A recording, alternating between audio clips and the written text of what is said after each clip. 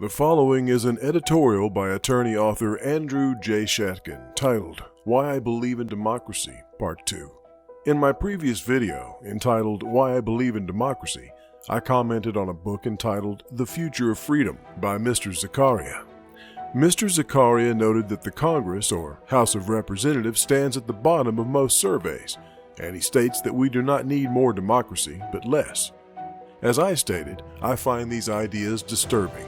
Mr. Zakaria implies that our system of elected government and political equality is unwieldy and should give way to rule by unrepresented bodies, and that those with power should guide the course and that they are uniquely qualified to make the right decisions.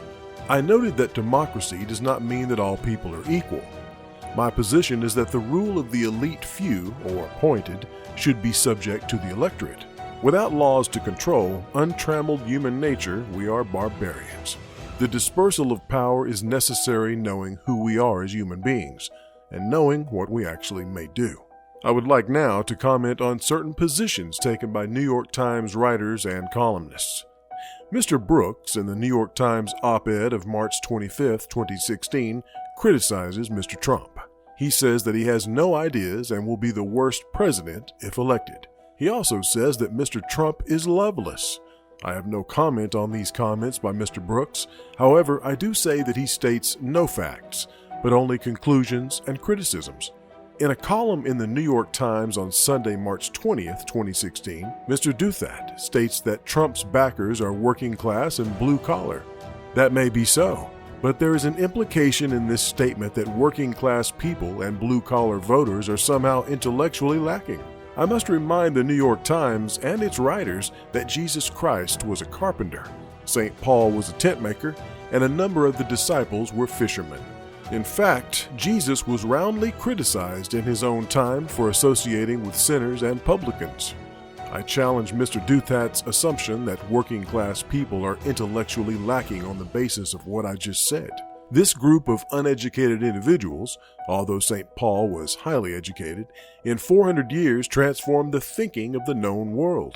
I note that Joseph Conrad, one of the great English novelists, was a seaman.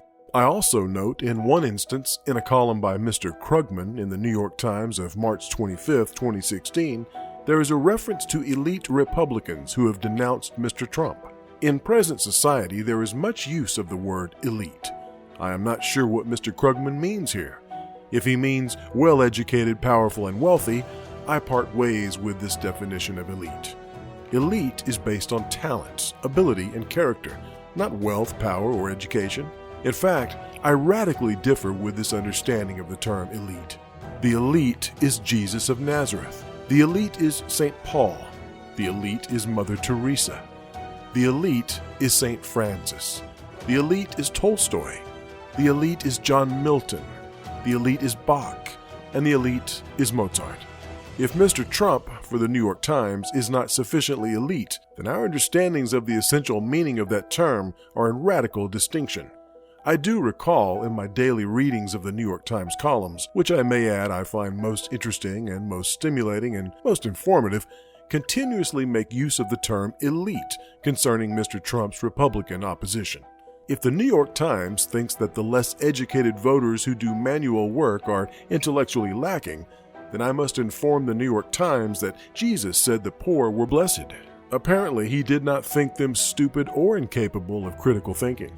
I add to this the statement of Mr. Brooks in the New York Times of March 29, 2016, in which he states that Donald Trump's presidential campaign is a rejection of the civility codes of the educated class.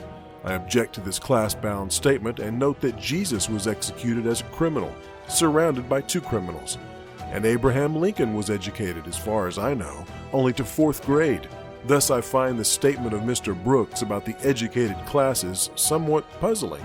Finally, in the Sunday New York Times of April 3, 2016, there is a statement by the columnist Aaron K. Chatterjee that the chief executive of Chick-fil-A angered many progressives with public comments opposing same-sex marriage.